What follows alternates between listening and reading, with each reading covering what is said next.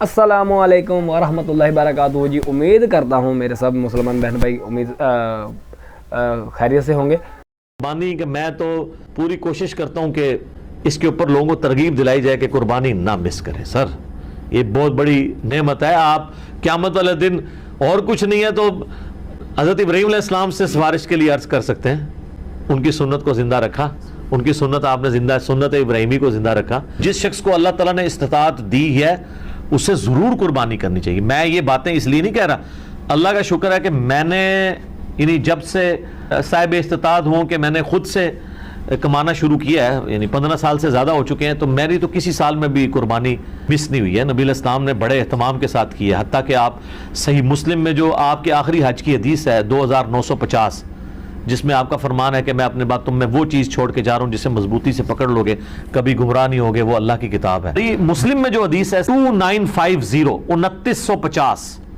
2950 جابر بن عبداللہ سے، وہ بڑی رکت انگیز حدیث ہے۔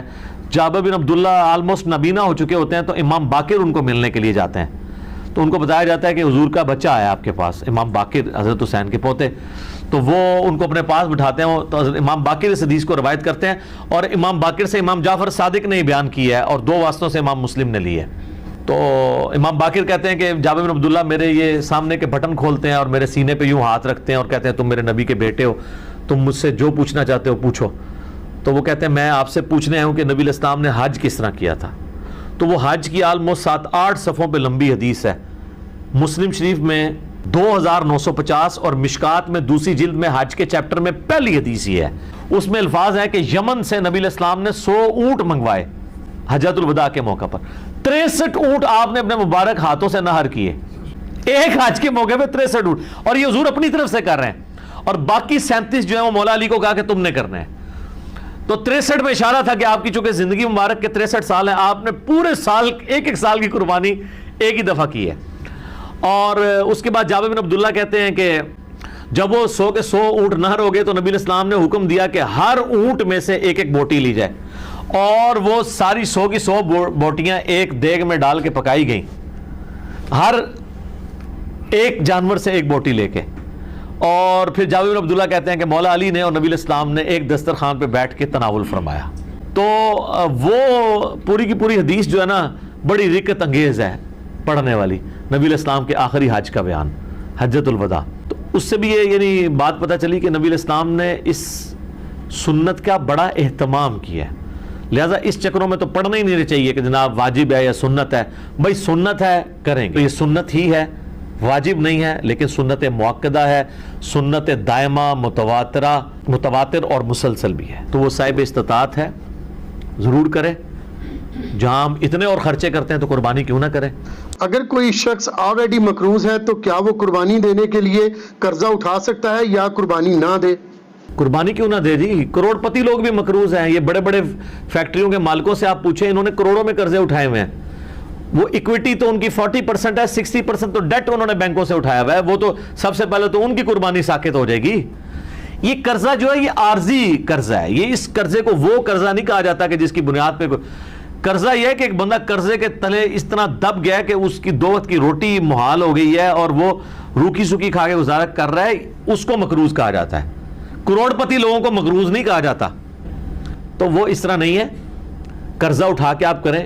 یہ کمیٹی آپ نے قرضے ہی تو ڈالی ہوتی ہے، کمیٹی ڈال لیں، بھائی کی شادی کے لیے ڈالتے ہیں کمیٹیاں، اور وہ جوتیاں اور کپڑے ہوں تب بھی نئے لے کے دیتے ہیں بچوں کو، اس کا خرچہ نکالیں تو ایک بیل میں حصہ ڈالنے سے تو کم ہی بنتا ہے، یہ بیل میں حصہ ڈالنا تو اس سے کم ہی بنتا ہے۔ آج کل ایک ایوریج شادی کے اوپر 15-20 ہزار روپے لگ جاتا ہے، تو سر 12-13 ہزار روپے کا آپ بیل میں حصہ نہیں ڈال سکتے، ضروری ہے کہ آپ نے بکرا ہی لینا ہے، بیل میں حصہ ڈال لیں۔ تو یہ جو آپ نے کمیٹی بھی ڈالی ہوتی ہے، اگر ایک سپوز لاکھ روپے کی آپ کی کمیٹی نکلی ہے، تیسری یا چوتھی، اور 10,000 روپیہ مہینہ ہے، تو چوتھی آپ نے کمیٹی جب لے لی ہے تو آپ نے ابھی تک تو 40,000 اس کو جمع کروایا ہے نا کمیٹی والے کو، 60,000 تو آپ نے بعد میں کرانے ہیں، لیکن لاکھ روپے آپ نے پہلے ہی اٹھا لیا ہے، تو 60,000 کے تو آپ بھی مقروض ہیں، تو پھر تو دنیا میں کوئی بندہ ہی نہیں بچے گا۔ یہ سارے بہانے ہیں جی قربانی کہ میں تو پوری کوشش کرتا ہوں کہ اس کے اوپر لوگوں کو ترغیب دلائی جائے کہ قربانی نہ مس کریں۔ سر یہ بہت بڑی نعمت ہے، آپ قیامت والے دن اور کچھ نہیں ہے تو حضرت ابراہیم علیہ السلام سے سفارش کے لیے عرض کر سکتے ہیں، ان کی سنت کو زندہ رکھا، ان کی سنت آپ نے زندہ, سنت ابراہیمی کو زندہ رکھا. کوئی ایک نیکی اپنے ساتھ رکھیں اور اچھی چیز قربان کریں, ریاکاری کے لیے نہیں. جس طرح وہ یہ بھی دیکھیں آپ, یہ ٹی وی چینلز میں شروع ہو جائے گا. وہ کراچی میں ایک بندہ ہے, وہ جناب بچپن میں ایک بیل اوپر تیسری منزل پہ چوتھی منزل پہ چڑھا لیتا ہے, پھر وہ کرین آتی ہے اس کو اتارنے کے لیے. اس طریقے سے ایک بندہ ہے وہ جناب امریکن بیل منگواتا ہے, اس میں چپیں فٹ ہوئی ہوتی ہیں. اگر یہ وہ اللہ کے لیے اچھا جانور دینا بہت اچھی بات ہے, لیکن اس کی نمائش نہیں ہونی چاہیے. ریاکاری ہوئی تو اعمال برباد ہونے کا خدشہ ہے. مسند احمد میں حدیث ہے, جس نے دکھلاوے کے لیے نماز پڑھی اس نے شرک کیا, حالانکہ پڑھی نماز ہے. دکھلاوے کے لیے روزہ رکھا اس نے شرک کیا, اور دکھلاوے کے لیے اللہ کی راہ میں صدقہ کیا. یہ صدقہ ہی ہے نا, اللہ کی راہ میں قربانی کرنا, تو اس نے شرک کیا. یہ باتیں کرنا صرف آسان ہے, دین کے اوپر چلنا بڑا مشکل کام ہے.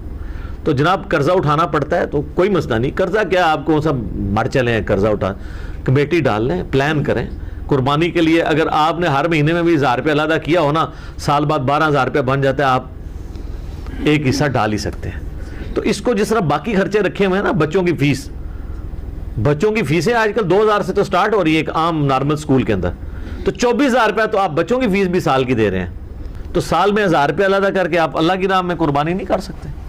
کرنی چاہیے. ایون قرضہ بھی اٹھانا پڑتا ہے, ضرور اٹھائیں, کریں, کیونکہ یہ قرضہ ایسا نہیں ہے کہ جو آپ کی گردن کو دبوچ لے گا, آپ آسانی سے اتار لیں گے. 12-13 روپیہ کیا چیز ہے؟ اب اس چکر میں نہ پڑ جائے کہ میں نے جا کے 50,000 روپے دی کوئی بیتل بکری جا کے لینی ہے, تو وہ تو ظاہر ہے اتنا بڑا ہاتھ بھی نہ ڈالیں آپ. ٹھیک ہے, نارمل قربانی کر لیں. بھی اگلا سوال ہے, اگر ایک خاندان میں ایک سے زیادہ لوگ مالی طور پر استطاعت رکھتے ہوں تو سب لوگوں کو الگ الگ قربانی دینا ہوگی, یا ایک خاندان کی جانب سے ایک قربانی کر دینا ہی کافی ہے؟ بہتر ہے جی سب الگ الگ دیں.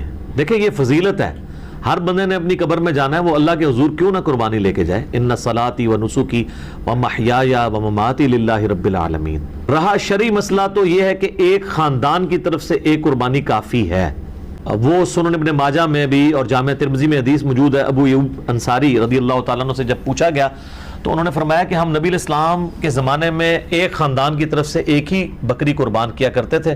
پھر بعد میں جب لوگ باہم دولت میں ایک دوسرے پہ فخر کرنا شروع کر دیا تو پھر ایک سے زیادہ لوگ جانور قربان کرنا شروع کر دیا لوگوں نے. اور ایک اور حدیث ہے سنن ابن ماجہ میں بھی, المستدرک للحاکم میں, ایک اور صحابی کہتے ہیں کہ ہم تو ہمیشہ سے پورے خاندان کی طرف سے ایک ہی جانور قربان کیا کرتے تھے, بکری یا بکرا, لیکن اب میرے گھر والے مجھے اکساتے ہیں, تو ہم یعنی ایک دوسرے پہ روب ڈالنے کے لیے کہ ہمسایوں نے تو 3 بکرے دیے ہیں, تم کیوں ایک.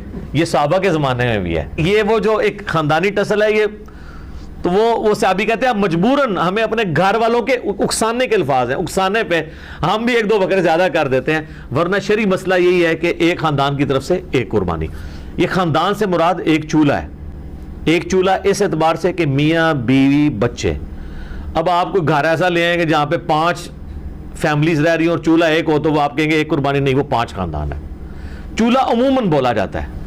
تو اگر 5 گھر میں خاندان ہے, ویسے خرچے ان کے علیحدہ علیحدہ ہیں, صرف ایک چولہا اکٹھا ہونے سے یہ نہیں ہوگا کہ ایک خاندان بنے گا. میاں بیوی بچے یہ ایک خاندان ہے, چاہے وہ 5 بھائی اکٹھے رہ رہے ہیں, چولہا اکٹھا جل رہا ہے, پھر بھی وہ 5 خاندان تصور ہوں گے. ہر ایک خاندان کو اپنی قربانی الگ سے دینی چاہیے.